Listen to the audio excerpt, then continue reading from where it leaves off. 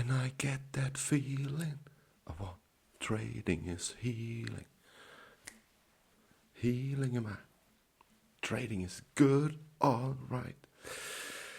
Einen wunderschönen guten Abend, liebe Freunde von den Trade Street Boys. Ich bin Steve.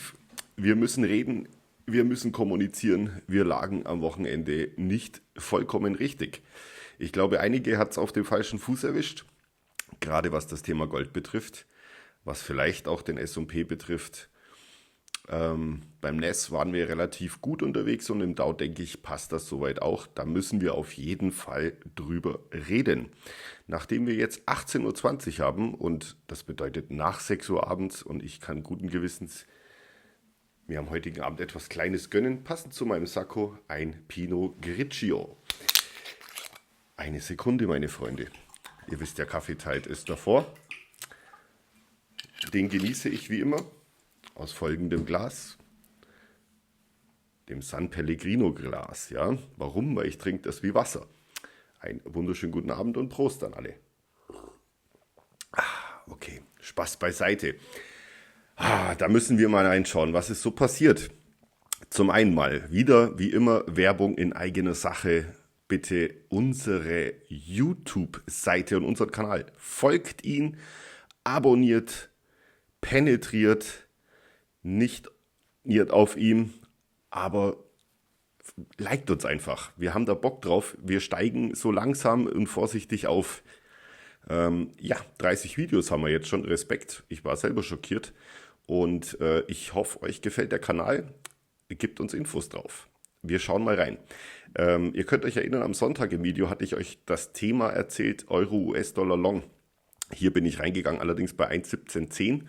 Denn ich habe gesehen am Montagmorgen, sprich gestern, dass da ein bisschen Action ist.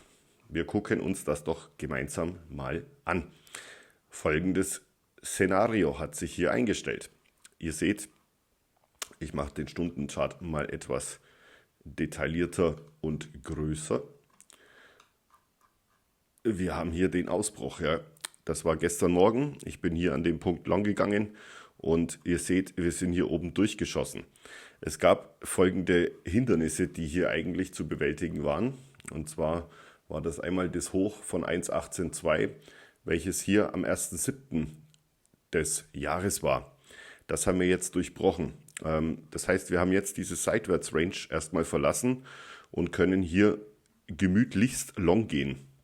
Man erkennt hier auch Folgendes ein bisschen im Chartbild, wenn man das mal anschaut, dass wir hier, ja, ich sage mal so vorsichtig, 1, 2 Auflagepunkte hatten. Also wenn man jetzt mal den 1.7. und den 9.9. verbinden, kam hier nochmal das Ganze ein Stückchen zurück, um dann den Bogen schön nach oben zu nehmen.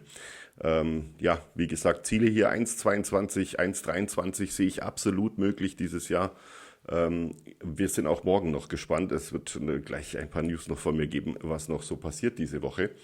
Dementsprechend sieht man hier, das Dreieck wurde dann praktisch nach oben aufgelöst. Ja, dementsprechend weiter long drin bleiben. Gratulation an alle, die drin sind. Ihr macht da, denke ich mal, nichts verkehrt. Wir sind jetzt gerade hier irgendwo im Bereich 1,18,5, 1,18,6. Also immerhin für ein Währungspärchen relativ stark das Ganze. Ja, dann Gold. Ja, da lag ich falsch. Ich habe euch ja gesagt, zu 75%. Ich sehe hier diese Range irgendwo, die 3,660, 3,675 diesen Monat nicht mehr. Ja, da habe ich mal richtig in die Binsen reingegriffen. Und Gold, er hat ja eine ähnliche Farbe wie eine Biene. Und ich erinnere hier an den leider bereits verstorbenen Karel Gott. In einem unbekannten Land, vor nicht allzu langer Zeit, da wär mein Short bald verbrannt. Doch ich halte ihn noch heut. Ja, gut, ich würde mich jetzt nicht wundern, wenn wir einfach mal 100 weniger Abonnenten haben, aber gut, ich finde mich toll. Nein, Spaß beiseite. Gehört ja mit dazu. Ihr wisst, wir sind auch ein Kanal, wo das Ganze witzig macht. Wir haben hier ja einen Durchstecher und zwar, wir haben ein All-Time-High im Gold tatsächlich im Dollarbereich. Das liegt natürlich auch daran, weil der Euro-US-Dollar jetzt in dem Fall, der Euro stärker wird, der Dollar schwächer. tut sich Gold auch leichter. Die 3702,87. Ja, wir bleiben trotzdem in dem Short drin. Ich bin immer noch der festen Überzeugung, dass tatsächlich oben 3715, 3720 jetzt passieren kann. Aber ihr wisst, alles, was mal hochgeht, muss auch mal wieder runter. Alte Börsenweisheit. Ich hoffe es zumindest. Ich bin nicht gläubig, aber glaubt an mich und betet für mich, dass wir die 3,580 beziehungsweise die 3,520 auf jeden Fall noch sehen. Ich gehe sogar von dem Monat trotzdem aus. Ich behalte da recht, ja, glaube ich. Und wenn nicht, dann nicht, dann ist es so. Aber ich bin gespannt. Also ich denke, dass wir das noch sehen. Der Markt ist massiv überkauft, auch in den Futures. Wenn ihr mal guckt, es sind die meisten Short-Positionen jetzt soweit eingesammelt worden. Es liegen noch Longs im 3,8er-Bereich tatsächlich. Ob wir die jetzt den Monat sehen, ich kann es mir fast nicht mehr vorstellen. Aber wie gesagt, Vorstellung ist ja eine Sache, Börse hat eine andere Realität. Ich glaube, das wissen wir alle. Der Aufwärtstrend, der ist schon massiv satt. Ihr könnt euch noch erinnern, das war hier in dem Bereich 3,320, als wir sagten, geht da Long rein. Wir haben es soweit selber nicht mit durchgezogen, aber ihr hättet, es ist echt krass, Moment, da einfach mal, ja, 11%, ja, das ist derb, das ist schon ordentlich und das in einem Monat, ja, also für Gold brutal. Gold, mittlerweile absolut alle Assetklassen werden von Gold wirklich in den Schatten gestellt, das ist unglaublich und man muss echt sagen, durch diese ganzen Gold-ETFs und die massiven Zukäufe der Chinesen, da ist der Druck schon da, aber der muss irgendwann auch runter. Und ich denke, morgen wird ein recht entscheidender Tag. Da ist vieles bereits eingepreist. Ich gehe mal nicht von irgendwelchen besonderen Sachen jetzt aus, die uns da irgendwo passieren. Ich gehe nicht von einer 0,5er-Senkung aus. Ich bin bei der 0,25 und bin gespannt, ob dann noch Meldungen, inwieweit die Meldungen kommen, die dovish oder die hawkish sind. Ihr wisst, dovish, Flügel taubenhaft, also hier hoch, Zinsen weit runter, Markt steigt oder hawkish negativ, wieder Hawk. Keine Ahnung, was das heißt. Ich war auf der Förderschule, da gab es kein Englisch. Genau. Dann, SP, ja, das ist auch spannend. Da sind wir auch nochmal short bei der 6622 gegangen. Ich hatte hier die Linie nicht verändert, ja. Wie ihr seht, 1, 2, 3, 4, 5, dann sind wir hier drüber geratzt, sind hier gerade dran. Entweder geht es hier weiter hoch, ich kann es mir auch nicht mehr vorstellen. Es sei mal nicht böse. Ich gehe davon aus, dass wir heute hier noch drunter durchkommen. Entsprechend dessen ist immer noch die Rücklaufzone 6,525 über die 6,4, ja, roundabout 6,470, 6,475 zu 6,410 und ich bin immer noch der festen Überzeugung, trotz alledem werden wir die noch sehen. Auch noch ein wichtiges Thema in Japan ist ein Zinssatzentscheid noch am Freitag. Es gab ja mal vor über einem Jahr diesen Carry Trade, ja, der da alles durcheinander gebracht hat. Ob das so krass ausfallen wird nochmal, wir werden es sehen. Falls da irgendwelche Überraschungen kommen, sehe ich da auch Potenzial. Der Markt ist sehr, sehr überkauft. Heißt nichts, ihr wisst auch FOMO, also Fear of Missing Out, Fear of Missing Out, irgendwie so, ne? FOMO, ich sage immer FOMO. Das, glaube ich, ist ein Thema, da wird es auf jeden Fall den Pumpschuh noch geben und die Leute sind natürlich dementsprechend bereit, da noch reinzuspringen, während die Banken und die Großen mittlerweile ihre Einkäufe schon deutlich zurückgeschraubt haben und teilweise auch Short-Positionen aufbauen. Wir bleiben gespannt. Das muss ich jetzt wissen mit dem FOMO, Entschuldigung. FOMO, Fear of. Kaum einen Schluck Wein, ist alles vorbei. Fear of Missing Out. Jetzt haben wir es, Entschuldigung. Aber der Genauigkeit halber möchten wir das ergänzen. Im DAX, ich habe hier auch nichts verändert. Ihr könnt euch erinnern, ich hatte genau diese Zeichnung am Sonntag, ich glaube 15 Uhr war unser Video veröffentlicht, eingezeichnet und habe euch dann auch gesagt, wo der DAX hin sollte, über welche Stationen. Ihr seht das auch schön. Ich habe hier diese 23,475 eingezeichnet. Das war echt eine schöne Station, weil wie ihr seht, im Stundenchart war hier mal kurz der Halt da. Das sieht man noch etwas genau im 5-Minuten-Chart. Un momento, por favor. Genau, da haben wir uns hier nämlich ein bisschen bewegt, zumindest in einem Zeitraum von ja roundabout einer Stunde heute und haben dann das nächste Level, welches ich euch genannt habe, das war die 23,348. Das ist geil, oder? Also fast auf den Punkt. Ihr seht, also ganz schlecht sind wir nicht. Hier sind wir auch gerade dabei. Was hier nun passiert, gucken wir mal. Ich habe euch ja gesagt, theoretisch kann die Nummer hier noch deutlich weiter drunter gehen. Die 23,47 wäre dann so ein nächster Stopp. Also jetzt, wenn das hier unten mal fällt, dann sind da die 300 Punkte nichts. Ab hier wäre für mich dann gegebenenfalls, kommt immer darauf an, möglich vorsichtig Long-Einstiege zu suchen. Und wenn es richtig dumm läuft, haben wir die 22,640. Ja, das muss man mal beobachten. Ich bin morgen echt gespannt, morgen, wenn der Zinsentscheid ist, inwieweit sich hier die ganze Nummer noch bewegt. Und ja, wir hatten ja heute ZEW-Daten in Deutschland. Es war ja wieder herausragend. Wir wissen gar nicht, wohin.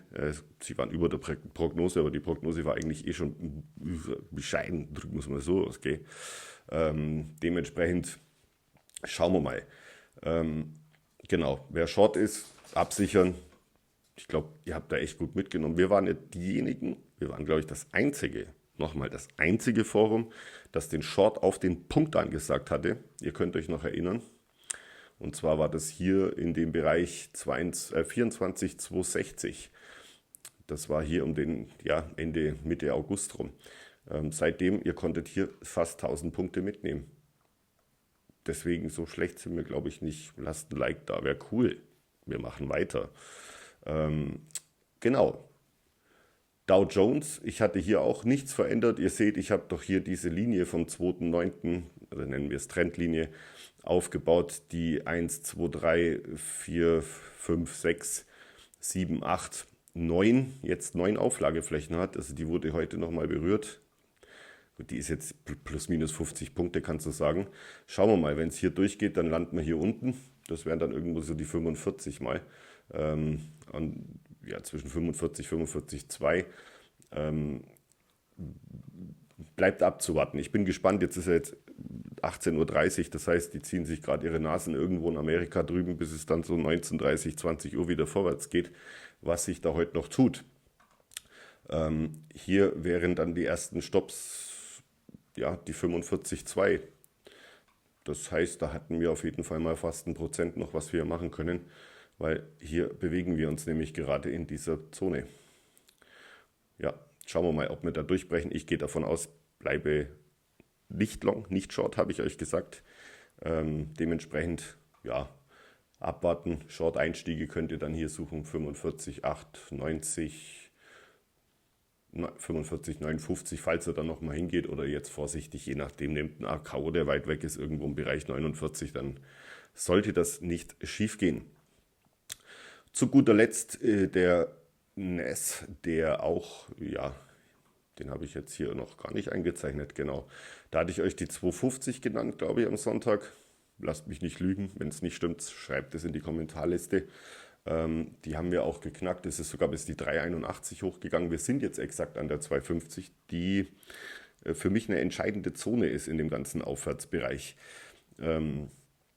Aufsatz hier irgendwo erstmal 24, 25, nach unten hin dann über die 23,7, circa 23,7 zeichne ich auch mal ein, weil dann können wir das wieder hernehmen. Und der Bereich die 23,39 roundabout. Das sind so für mich die ersten Aufsatzpunkte nach unten. Wer Short gehen möchte, könnte dies unserer Meinung nach tun. Wie gesagt, ihr seid immer eures Glückes selber Schmied. Ich sage nur, wie wir jetzt handeln und dementsprechend glaube ich da hier immer noch an einen Durchlauf, der definitiv auch in die Bereiche hier reingehen könnte in den nächsten Wochen. Bleibt abzuwarten, was noch so passiert. Aber ich sage mal, das hier sehe ich auf jeden Fall kommen. Als erstes, ihr habt jetzt gehört, als erstes Grüße gehen raus an die Baden-Württemberger. Das ist 23,380. Ja, das sind so die Bereiche hier. 22,980. 23,83. Das sehen wir, denke ich, auf jeden Fall die nächsten Wochen. Da mache ich mir jetzt weniger Sorgen. Ja, Silber, da hat jemand noch was kommentiert gehabt. Ich habe leider wie immer den Namen vergessen. Ihr wisst, ich bin ein alter Mann. Und dementsprechend gucken wir uns Silber doch mal kurz noch an. Ja, brutal. Das musst du wirklich sagen. Also Silber performt langsam ja, in Richtung Gold mit. Das ist lange ja nicht so mitgelaufen. Wir haben hier massive Anstiege im Silber. Trotzdem glaube ich auch hier ist bei 42,96 Dollar ungefähr war das High, das ATH. Bleibt abzuwarten. Also wir sind hier genau auf dem vom 12.09. Gut, das war am Freitag 11 Uhr mal gestoppt. Aber ich sehe hier langfristig trotzdem, wenn ich das mal im anderen Bereich sehe, ihr müsst mir da kurz Zeit geben.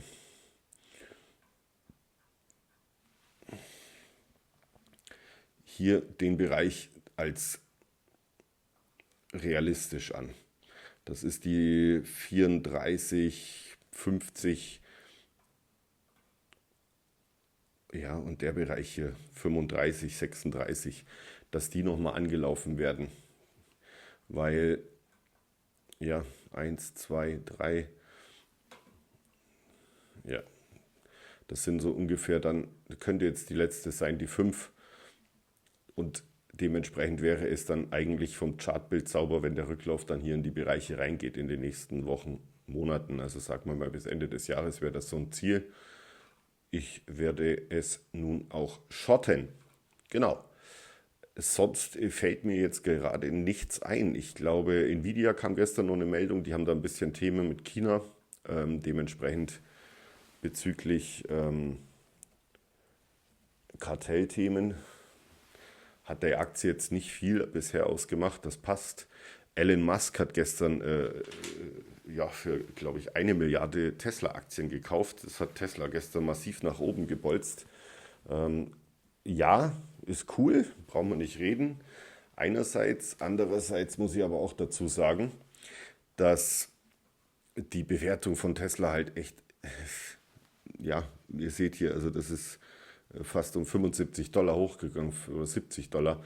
Die Bewertung von Tesla ist schon massiv wie immer überbewertet. KGV jetzt bei 100 wieder.